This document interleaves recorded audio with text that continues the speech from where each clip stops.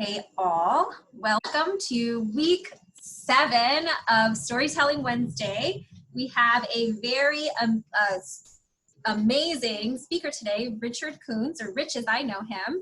And he is rich. He's rich with information. He does our boot camps for the garage, which basically we take in these teams, and some of them are very technical founders with not a lot of business acumen. And so the boot camp is really meant to help them to understand the importance of having a business mind while you are entering, the market and trying to fundraise and understanding all the legal challenges. So it's based off of a curriculum that we offer that we've decided to smash into 2 days, and Richard teaches that to our startups. So he has so much experience. I won't speak to all of your specific experience, Rich. I'll let you tell them about that. But before we start, I just want to go through the agenda really fast. The first thing I usually do is housekeeping. And so one thing that's really important is for us to recognize that as the Summer Smasher comes to a close on July 31st, the expectation is that you guys will be presenting on your project work and then what the value of the program was for you.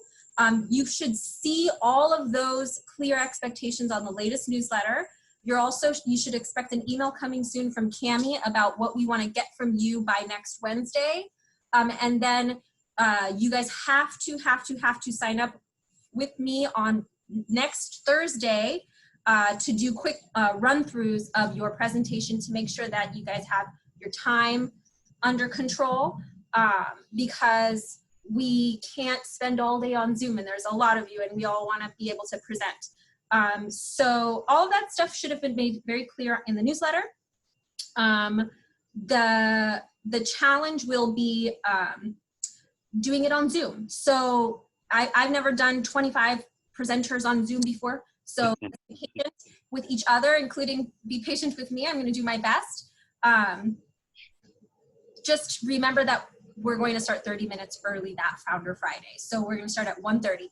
If people have a problem with that time, email me directly. I can always put your group later in the key so that you guys can make it, but we really need to start at 1:30 in order for everyone to get a chance to present. Now, the thought exercise this week was a really kind of a hard one, because it is a lot about ethics, and it's a lot about how you handle challenging ethical problems. So the question was, the prompt was, you've just discovered that a key employee or co-founder has been using company resources inappropriately for personal purposes. Now, this has never happened in real life, has it, Rich? Like, this is hypothetical. That's never occurred in the I had to read world. to make something up. Yeah, he had to like use his imagination.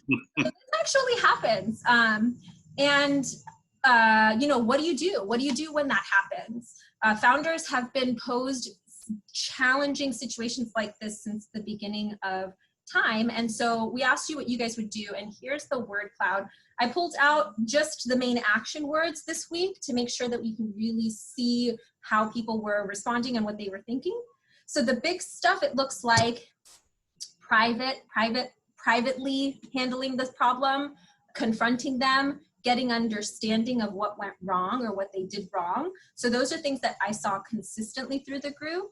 And then kind of like one-offs were more like, fire the person, let them explain, report them, warn them, look for proof, talk to them, tell somebody, find out exactly what they did. So this is what our students put together. Rich, I like how the thing at the top is calmly, right?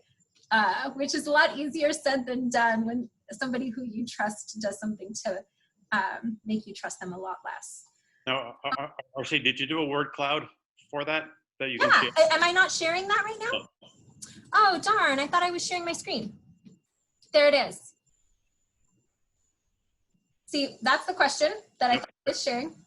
And there's the word cloud that I thought I was sharing. Boy, if I had $1 for every time I did a wrong thing on Zoom, I could probably get some stock in Zoom. Okay. Do you see it? Do you see it now, Rich? Yep. Cool. So this is going to be a really fun storytelling session. I won't waste any more time. I'm going to pass it on to Rich to take it away. Great. Happy to be here. Wish I could see you all in person. I much prefer that over talking to my screen, but we'll give it a go. And hey, Dave, I saw you checked in. So feel free to chime in at any point if you want to add to experiences that you haven't had in this area either. I think you got it covered. So first, by way of background, and I'll mention, I always work from some notes because there's a lot of stuff I wanted to cover here.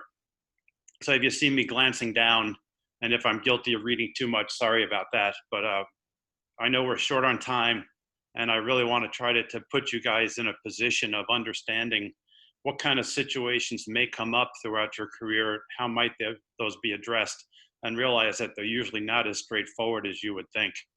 So by way of personal background, Arcelo gave just a little bit of a high-level overview. I've got bachelor's and master's degrees in aeronautical engineering from MIT. My concentration, as we called it back then, it's not a formal minor, but my concentration was in economics. My MBA is from the Kellogg School at Northwestern, where my concentrations, which are like majors in terms of how they do it, were finance, accounting, managerial economics, and business policy. And I'm also a chartered financial analyst, which is what many Wall Street in the analyst community have. Career overview wise, the bulk of my career, given the background I just gave you, has been spent at the intersection of technology development and business creation or execution. Along those lines, I've been involved with private equity, venture capital, operations. I've been a technology scout for DoD and other government agencies, and a university instructor / mentor. My first 9 years post-business school were in private equity, largely non-technology, largely what's called financial engineering, not surprising given my background. Typically those are buyouts, project finance, and M&A type transactions. The next 25 years I focused in the venture capital world. I've seen literally thousands of business situations. I've been an investor either directly or I've assumed responsibility for at least 50 different company situations. I've been involved at the board level in nearly 20. As you'd expect, I've had some good exits, both IPO and M&A. I've had some not so good exits or crappy exits, and then I've had some total busts. So I've kind of seen the full spectrum of the good, the bad, and the ugly. The bulk of what I've done has been in all aspects of healthcare, medical tech, life science, biopharma, a little bit of healthcare IT. So pretty much across the medical healthcare spectrum, across all stages. I've been involved as a startup founder in multiple companies, part of the initial operating team, all in the medical area, and then have also, through various funds I've been involved with, have also been associated with more traditional tech companies that weren't necessarily in the healthcare space. For the last 3 or 4 years, my focus has been exclusively as a university instructor or mentor. That's a role that's evolved for me over the past 8 or 9 years. Along those veins, I've been a former adjunct faculty at Viterbi School of Engineering. Specifically, I co-taught a 500 level graduate level class in how do you match business strategy to technology development. I've got extensive involvement as a mentor and instructor in the National Science Foundation I-Corps program. I've been engaged both at USC, UC Riverside, and also at UCSD. In addition, I've also worked with multiple accelerators. As Arcelo mentioned, I've been involved with the Startup Garage. I've also taught that what we call the synchrotron or the boot camp program out on the medical campus for SC. And then also I'm one of the committee members and mentors for UCSD's MedTech Accelerator. Up until last month, I was also an entrepreneur in residence at UC Riverside. And I'm a former, what's called a technology business consultant through a small business administration program called Small Business Development Centers.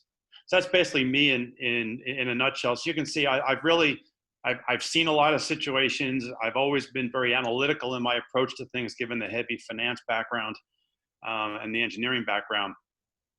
And I would like to share with you some specific examples. I've had to mask them because oftentimes you really shouldn't be talking about this stuff. That's why there are no slides today. I'm going to try to put you in the position of either a co-founder, an executive on a team, possibly a board member, if we have time. I even have some where you might be an investor or some other role in those companies. It's important that you get some perspective over the course of your career of the different viewpoints that different constituents have, even in the same situation. The thought exercise that was posed was a fairly straightforward one and is actually going to be the subject of the first of the vignettes, as I call them. And we're going to have poll questions on each of those vignettes around what would you do. The thing I'm hoping to get across as we go through these vignettes is very rarely are they as straightforward and as easy to digest as that first one will be when I describe it, or that the thought exercise was. I know, I think it was 2 weeks ago, Alan Miles spoke about, is it broken and how to fix it? He talked a lot about the search for truth, self-awareness, company awareness, and how personality traits, both yours and others, can sometimes get in the way of seeking that truth. That's very much the case with these kind of situations that I'm talking about. So his talk is going to dovetail very well, and I'm going to have Arcelo put back up the word cloud in a bit, because a lot of what was focused on that talked about truth and understanding. I didn't see as much action on that as when you're in the role of having to actually to take action, what you would do.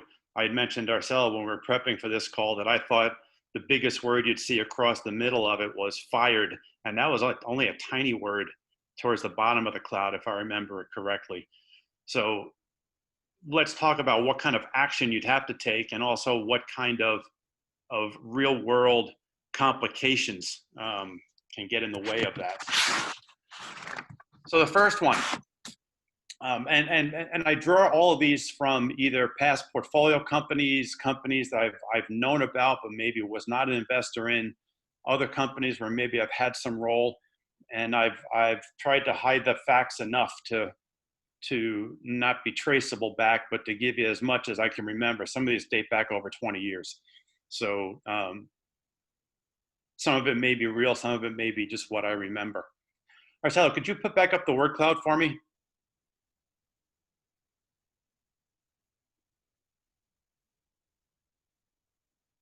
Great, great. So in this first scenario, and this fits just like the thought experiment.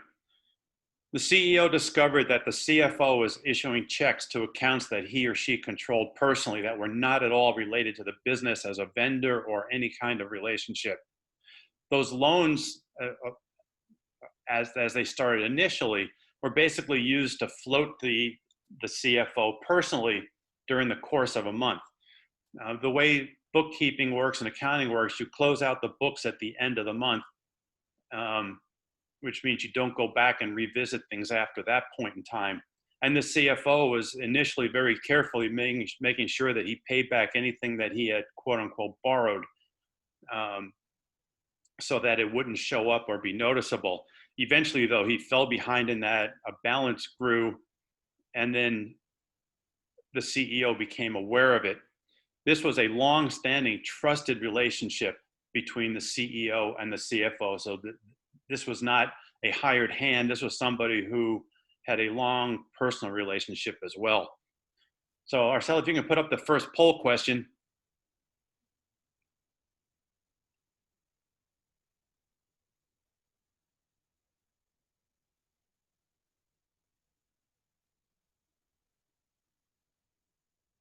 And let's take a few seconds to see what comes in, and then I'll tell you what was actually done.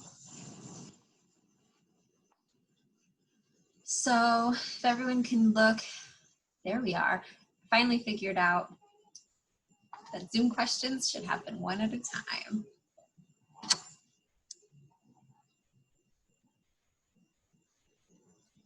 Getting a lot for try to understand.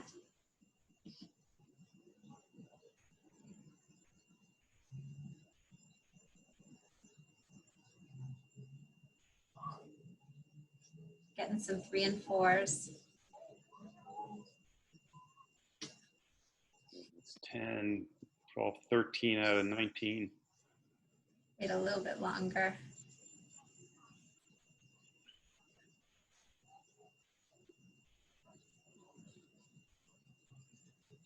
It's interesting because this is very much matching the word cloud, where there seems to be a lot of interest in understanding why and not as much focus on the what do you do.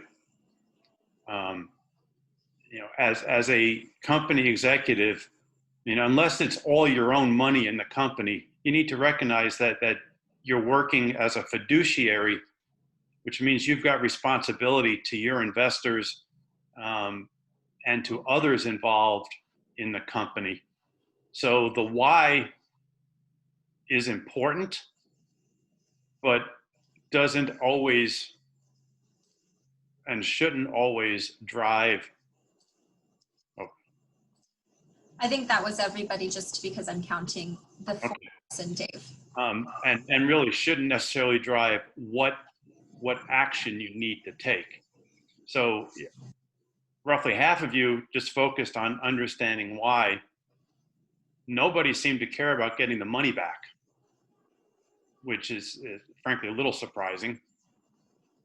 A quarter said terminate immediately, and then 20% say both terminate and refer for criminal prosecution. In this particular instance, and there are no definite right answers, but I'm going to tell you as we go through some of these vignettes, sort of in hindsight, what you learned. And I think you're going to see that that's going to position me to feeling definitive action sooner rather than later is ordinarily the best course of action. Can I ask So in this particular case, the CFO did terminate the CFO immediately. I don't think he referred it to criminal prosecution because I don't think the dollars were all that huge. And the CEO notified the board immediately. That's part of that fiduciary obligation I mentioned, where you have other people involved in the business. So you can't just treat it as a friend or a family member or somebody who happened to step out of line. Now, I've seen very well-known public companies very publicly terminate their CEOs for inappropriate use of expense reports. So this is not something that is limited to the venture capital world.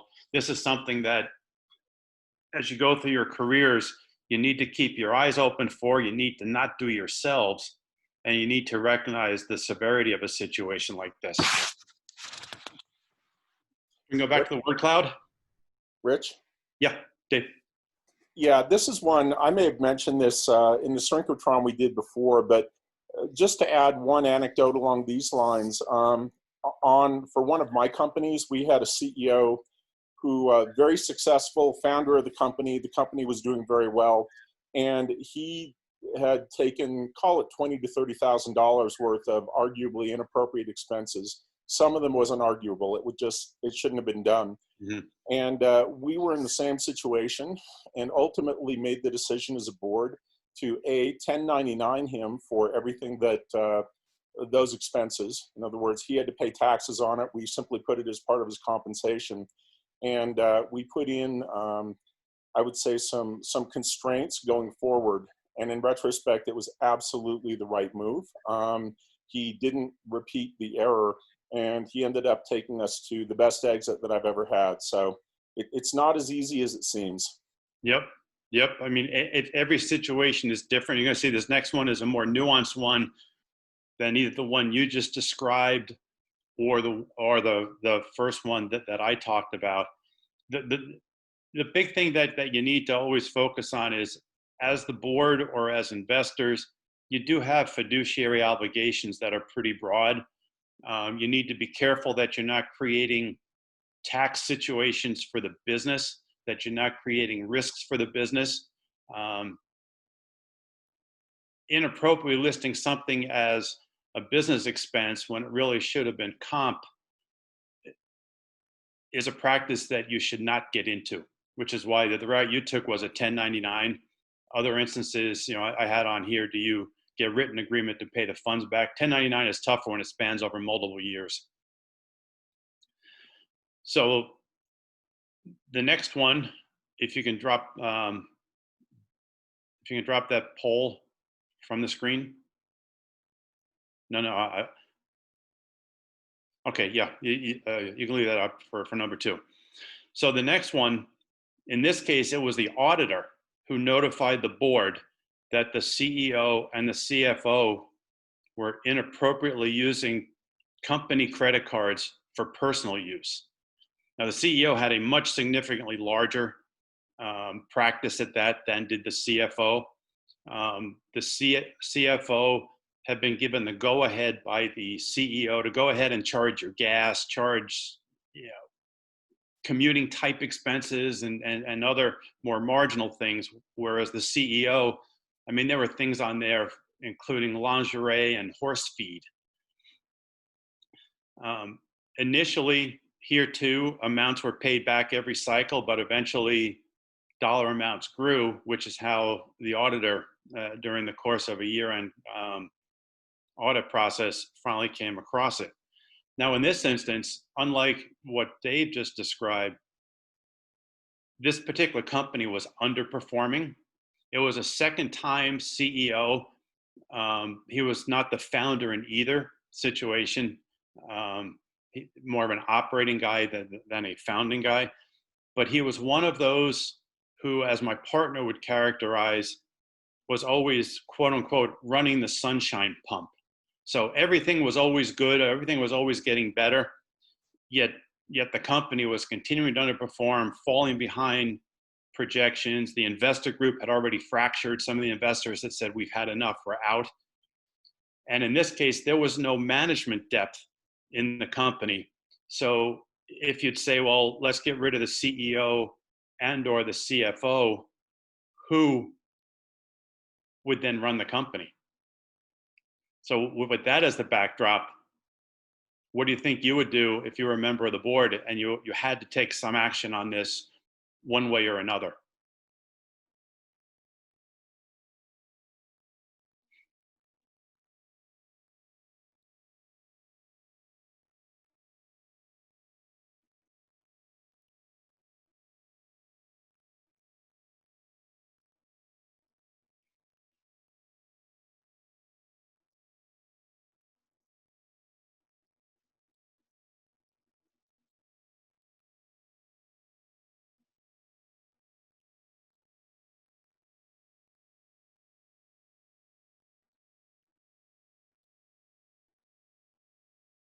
That's probably everyone.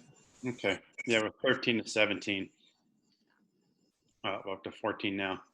So, clearly you guys have listened to, what I've said and somewhat evolved from where you were in the first situation.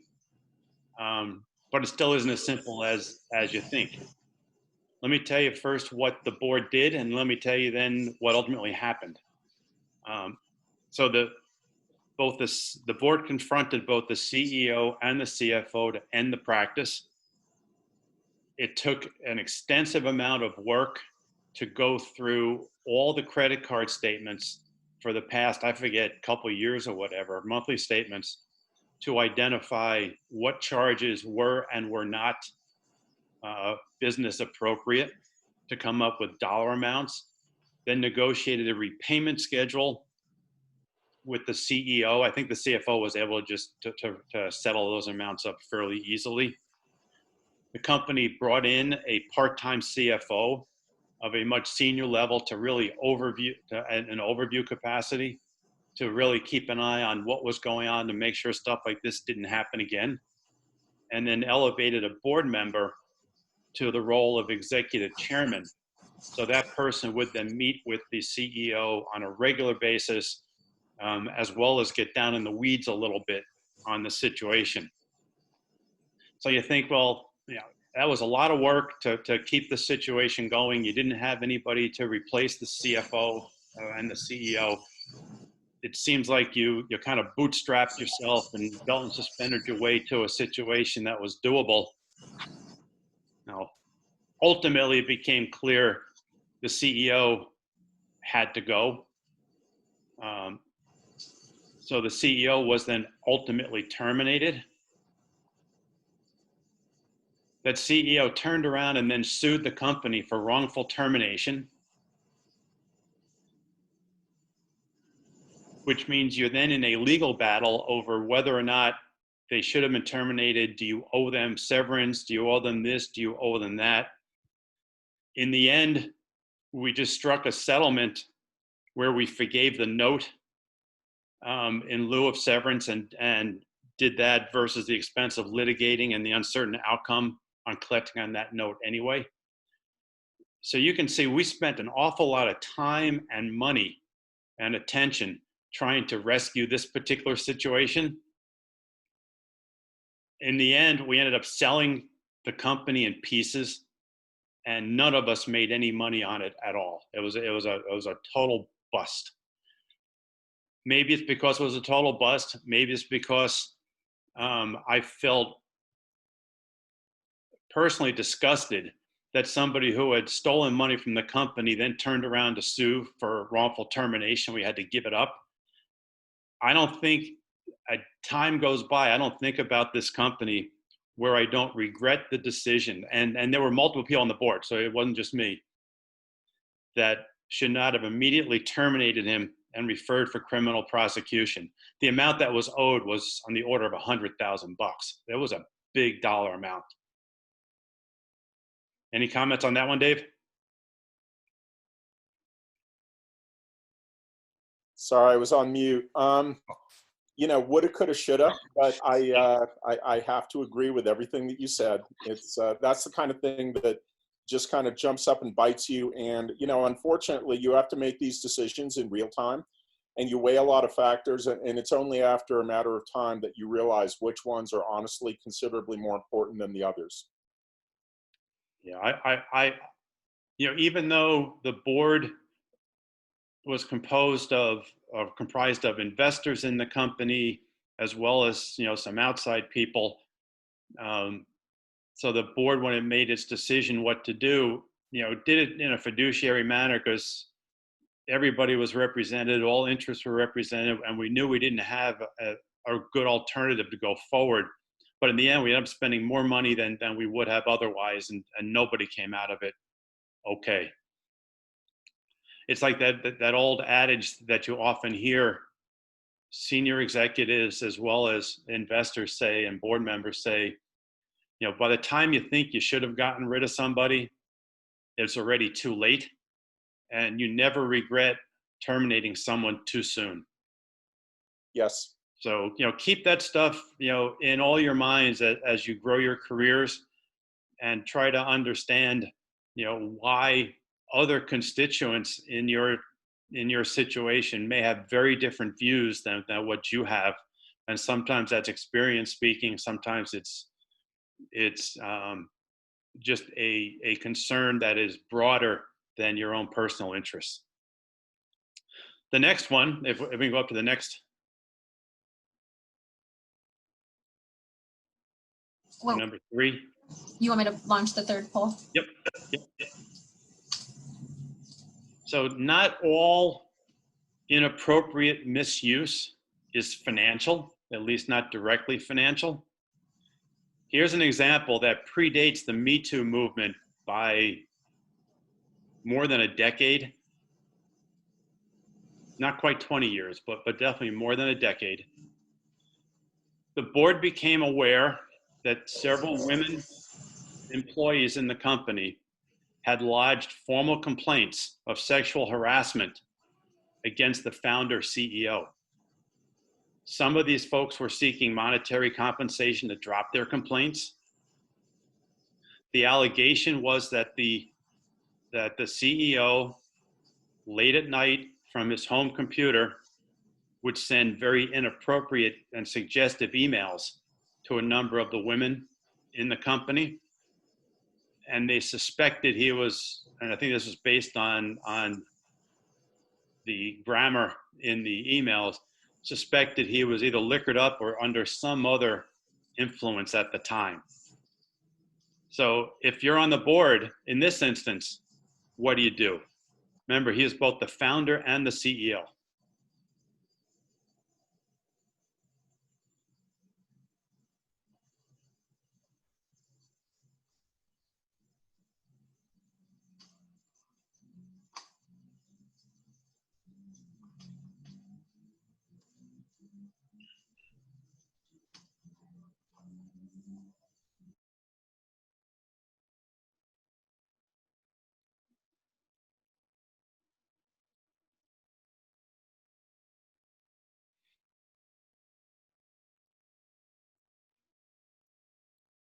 Well, the rest of your vote in there.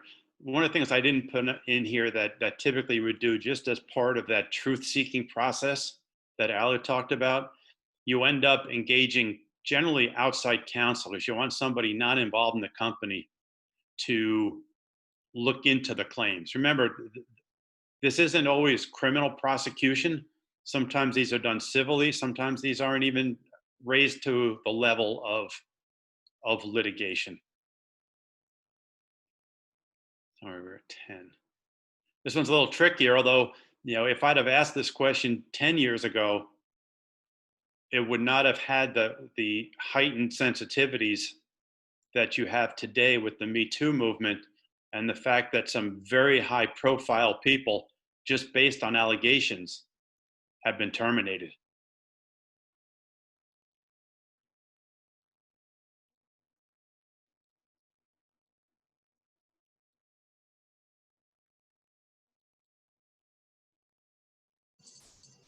I think we're waiting on like maybe two more people perhaps.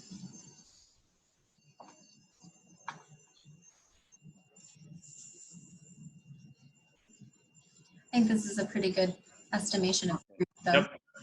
So, under public company scrutiny, current environment, the world tends to kind of move towards number 4 on this list.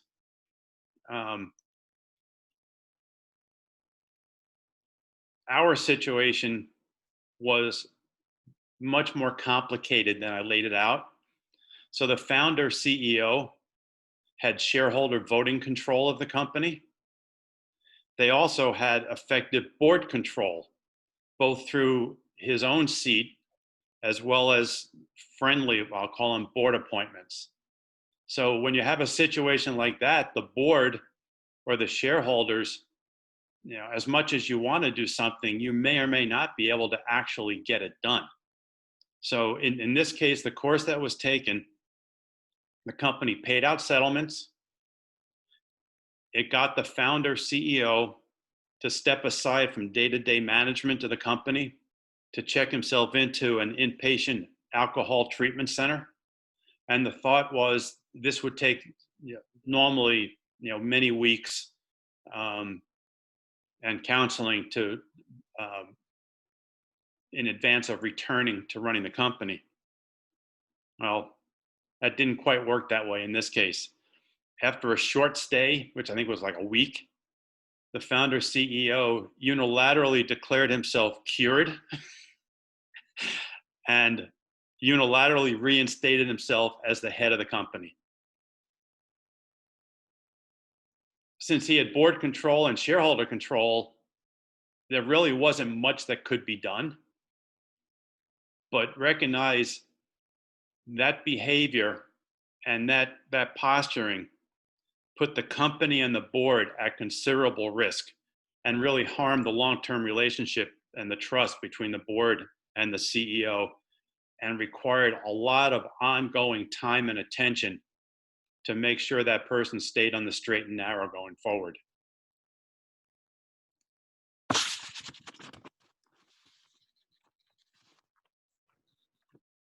Next one. Anytime any one of you want to pipe in with a question or follow-up, please do. I noticed none of you even have your videos on, so it's really hard for me to get any sense. Are you still there? Am I just talking to myself? You know, all I've had the benefit of so far was I can see Arcelia and I can see David's name when that shows up, but I have yet to see, aside from RC, another face. And Cammy's on. Oh, I don't see it. Hi. Oh, did you? That might be one of the quirks in Zoom then. Okay, next one. It's launched. Go ahead. So sometimes an action that you're seeing as either an executive or a co-founder or as a board member isn't illegal, but maybe it foreshadows something that you should be paying closer attention to. So here's an example.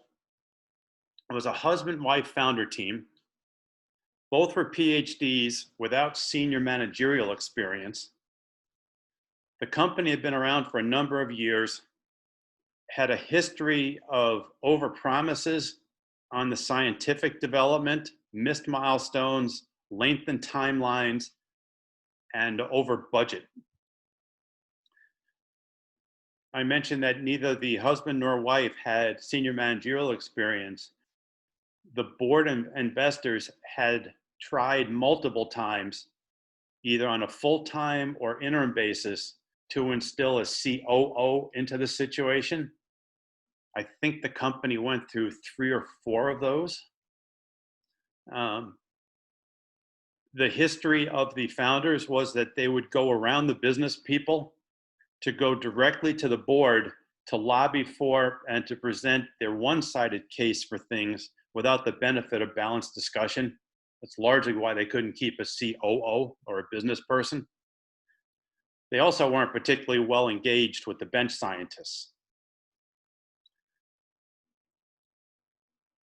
One of the behaviors that was also clear from not beyond just a managerial perspective, because the company was funded a lot on grants, there's a lot of paperwork that's associated with grants to make sure the funds are being used properly.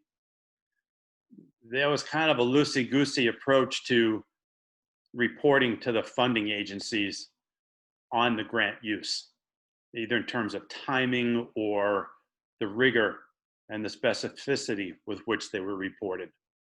So the poll question is, when you're faced with this situation as maybe the senior business person, what do you do? Do you say, hey, I'm just a business person. I'm not a biotech scientist, so I have to defer all the science matters and anything associated with the science and its development and its partnerships to the founders? Do you say, well, I'm uneasy with the way the grant reporting is going, so maybe I better step in there and take that responsibility? Do you try to work through the board to notify them and inform them of behaviors you're seeing and those issues? Or do you just say, I'm out of here?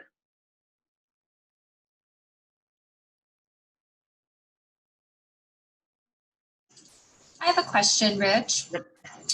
Is it like frowned upon for people to go to the board and kind of circumvent direct discussions? Like, do you think like in the world of startups, is that kind of like tattling? You know what I mean? Like, do people shy away from that because of the nature of what it is that you're doing? Or is it like common practice? It depends who it is, how they're doing it, and why they're doing it.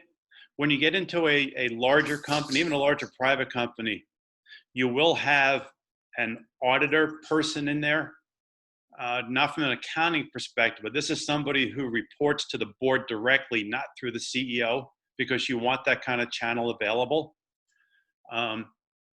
You will often find boards will meet with the executive team, if not regularly, on an ad hoc basis individually, because you don't want all meetings to be there with the CEO, for instance, just as the board will meet without the CEO in the room.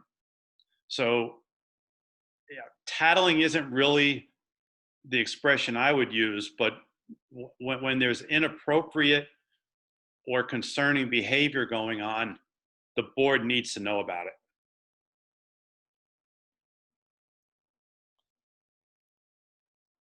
I would just add, Rich, that if, I mean, that's something, there's an old saying that if you're going to, it's kind of violent, but if you're going to go after the king, make sure that you kill him.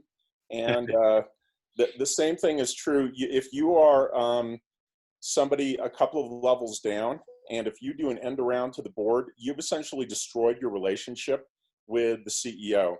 And, you know, depending on the outcome of that interaction with the board, you may have built enough relationship there where you may still stay at the company for a while, but it's going to be a challenging experience. Yeah, absolutely. I mean, my take on that is a little bit maybe more nuanced, and that is, if I'm the board member that you approach, you know, it's not always that you're trying to kill the king. You may be trying to genuinely fix a situation or make the board aware of a situation. As a board member, I would be looking to, almost in a whistleblower type fashion, protect that particular person as best as possible. Oh, absolutely. But it also depends. Look, if the information is pretty obviously identifiable in terms of where it came from, that can be a bit challenging. Yes. And you do want to maintain those informal relationships. The company where I'm a chairman right now, we have a standing policy that we have the right to have discussions 2 levels down. Yep. You know, it's rarely utilized because that's also, honestly, you don't want to get into the nitty gritty where as a director, you're not particularly qualified to understand the details, nor do you really want to spend the time understanding them. But it's very much of a nuanced question in terms of that relationship. It is. And I would also suggest that it would not be inappropriate for the board to sometimes conduct exit interviews with someone who is already leaving to try to get the unvarnished truth from that person, especially if they're a senior executive, versus, you know, the spin that the CEO may be delivering at the board level on why that person's leaving. Because it's also for executives, and this is going a little bit down the rabbit hole, especially in a geographic market, whether it's the Bay Area or SoCal, or in my case, the Wasatch Front, you know, there's a limited number of VCs in town. Yep. And so it's important for the executive to maintain relationships with board members within that geographic area, because they're probably going to run across them again. So it benefits everybody to maintain that relationship. I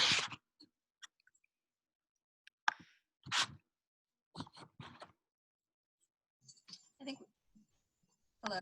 We've stalled a little bit on this one. So I'm wondering if anyone else is going to submit. All right, so let me tell you, yeah, number 3 is you know, what seems like a very reasonable course of action. It also assumes that the board is, I'll say, open to that feedback. In this particular instance, the board did not seem that open, and would typically continually defer to the founder, and surprisingly did not seem to put much or as much weight on the business side of things as you would normally think. So what happened was, there was a change of some investor base. The 4th or 5th new interim COO was appointed. The board did not do any kind of an exit interview with the interim COO that they had appointed 9 months earlier, that they had just terminated. Company was running out of money again. Ultimately, the husband-wife team started a new company. that led to years of protracted litigation between the old company and the new company on who owned the IP that the new company was founded on. Unrelated to that, but related to what I'll call the behaviors that I had mentioned up above, which also rippled through the IP questions. The FBI ultimately raided the offices of the new company and the home of that husband and wife for misuse of government grant funds. This is, this isn't the multi, I forget if it was 20, 30, 40, whatever, it was $1 million of grant funds. Indictments were handed down, guilty pleas on the part of the husband, a $2 million civil and criminal fine was paid by the new company. So if you're either on the board or in a position of senior leadership, and you've got multiple people coming to you over the course of time saying, there are these troubling behaviors I see, pay attention to it. I'm wondering, Rich, in terms of, everything, the aftermath, the consequences and aftermath, how much did the board feel of any of those consequences, if anything at all, from well, I can't speak for the new board. I mean the board of the new company. I can tell you the board of the old company and the executives and even the bench scientists who were still at that old company spent years in depositions, and you don't get paid to go to a deposition. Yeah. You don't get paid to generate, all your files and all that sort of stuff. So it's extremely distracting, very expensive. So the investors in that company, the old company, ended up putting in a lot more money just to try to fight the IP battle. Ultimately didn't go anywhere. So that was just more money that was lost. Right.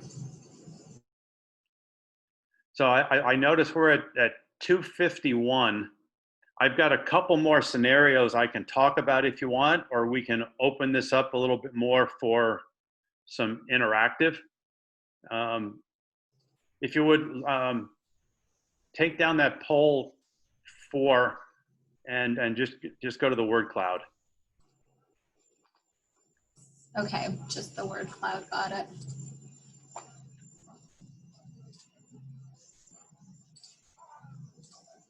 Yeah.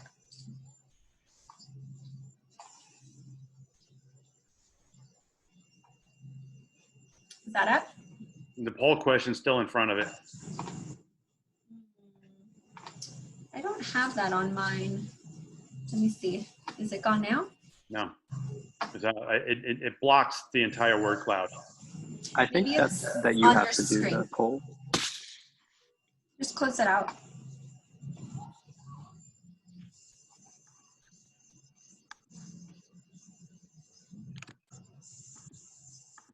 Nope, got it. Okay. So when you take a look at the word cloud, I think every one of those words, or in the bottom one, 2 words, first explain, were all covered in these scenarios. So it is something that you do need to do. You need to stay calm. You need to find out, is that truth seeking that we talked about right from the start. Things like this have to be done privately, not out in public until you have the facts. And then even once you have the facts, sometimes there are going to be settlement agreements and things like that prevent you from putting it out in public.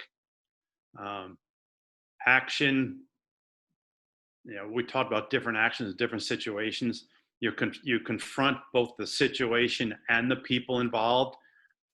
Understanding what happened is important, not necessarily from the perspective of excusing the behavior, but can oftentimes be very important in how do you prevent or be aware or have your antenna up for that kind of behavior in the future. Remember my opening comments where I talked about sometimes your personality traits as Howard talked about, may impact how you interact with another person, how they interact with you. So you need to kind of get above that to assess and find truth in situations. You stop the wrongdoing, you see reason is kind of the same as understand. You warn is kind of part of confront. You want to know exactly, that's all part of understanding or truth. You need the proof. Remember, we talked about in scenario 3, you'd normally bring in an outsider to do some kind of an independent investigation to look into the claims that were being made and the behaviors that are being alleged. We did that largely with the second scenario as well, where an outside CFO was engaged and where a very detailed review was done of credit card statements. Fired is an action that may be entirely appropriate at times. And it may be an action that, like in Dave's case, in hindsight, you were very glad you didn't do. And in one of my cases, was very sorry and regretful that it wasn't done. So you never know these things until 20/20 hindsight. And then report is important, because whether you're the founder, whether you're an executive, whether you're an investor, whether you're on the board, you're never an island. And you can't keep this stuff all to yourself and just assume it will get better or it will go away. You have an obligation to others that are involved to appropriately inform. Well, that puts us at 2:56. So I'm going to skip the last couple. And if you have any questions or stuff you want to comment on, I'd be happy to do it. I need to jump at 3 or a couple minutes after 3. I've got an incubator meeting for UCSD that started at 2, but I'd already promised Arcel I was going to do this today, so I told him I wasn't going to be there until after 3. I used my powers of persuasion to keep So it's funny because I think it was Ali Miller, the AI masterclass speaker, who said something. I think it was her who said, like, hire slowly, fire quickly is kind of like a startup thing, because startups don't have the luxury of being able to spend a lot of time managing HR problems or, challenging employees or people who aren't like just keeping it moving, because everything happens so quickly and swiftly in a startup that like any lag can be a big problem for just the business at large.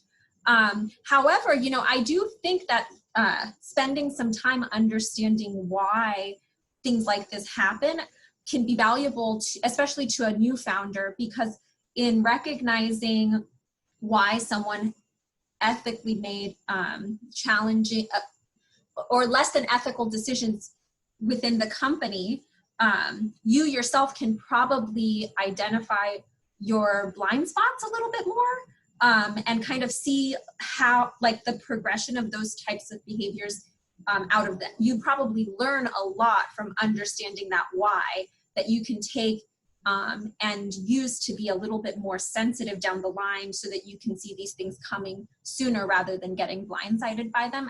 At least that's what I would imagine. It's probably a really great, painful learning opportunity for a founder to go through, especially if it is a long-standing relationship that that it happens where something like this would happen. Because I feel like very often those are the biggest blindsiding events in the startup world, is when it's like a co-founder who had a long-standing relationship who you trusted very much.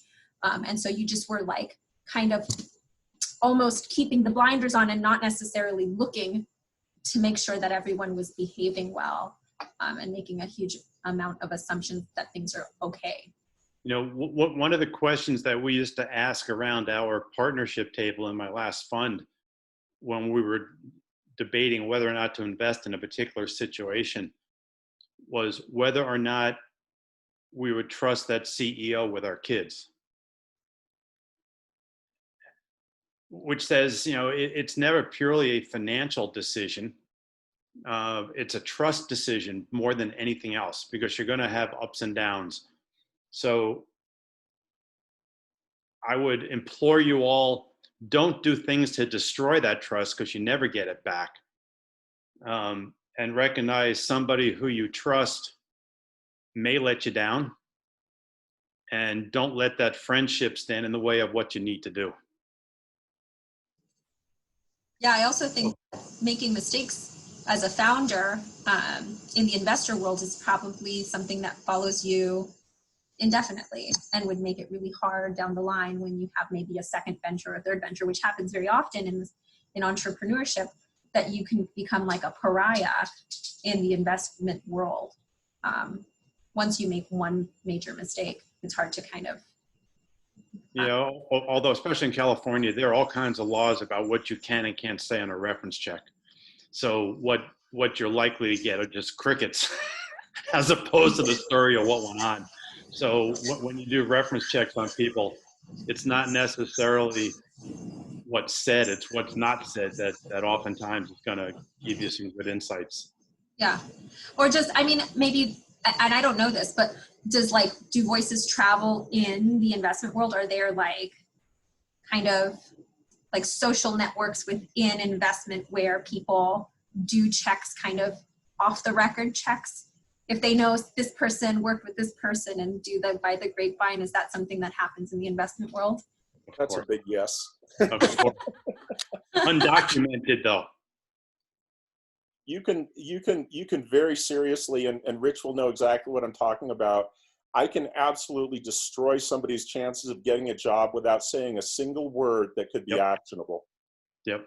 And the person on the other side will know exactly the questions and the nuance and the tone to ask with to get that outcome. Yeah. So if I say, I prefer not to comment beyond confirming they had this role between these dates, that's not a very good reference. Boom. So hopefully, these stories are both interesting and helpful. When Arcela and I first started talking about Storytelling Wednesday a couple months ago, and she came up with the term, Tales from the Crypt, it really got me thinking, are there things that I could talk about, for the benefit of my hindsight, that can help inform you all of situations to be on the lookout for going forward, to understand it's not as simple and as easy as you think, to understand that, as I titled today's talk, the tech is easy. Technology development is just a matter of oftentimes grunting your way through it. Yeah. I was an engineer. Science is different, but at least for engineering, you can pretty much muscle your way through anything with enough time and attention. The people aspects are the hard ones. Yeah. And my Tales from the Crypt, I wanted to really inform you of some of those, hopefully entertain a little bit in the process, and to give you some insights into what goes into building companies. Thank you, Rich. I want to be really sensitive to your time, so I just want to say thanks a lot for joining us. I'm sure the students learned a lot from your Tales from the Crypt. It's just nuts that these things can happen. And look, but here's a perfectly functioning human without any mental disorders, having survived how many of these crazy situations. Like, you're proof that you can survive this level of maddening craziness. So, and look, he's smiling. So anyway, if you're going to make your career in the startup world, whether it's as an entrepreneur, whether it's as an operating executive, or whether it's on the investor side or the board side, you've got to be able to keep everything in perspective and make the best decisions you can at the time on the information you had, and minimize the amount of brain damage you do to yourself on the would have, could have, should have that Dave mentioned before. Yeah. All right. Well, agree, Dave? For your time. Absolutely. Thanks, Rich. All right. Good luck, everybody. I enjoyed it. Hope you got a lot out of the Summer Smasher. Yeah. See you guys on Founder Friday. Bye, everyone. Bye.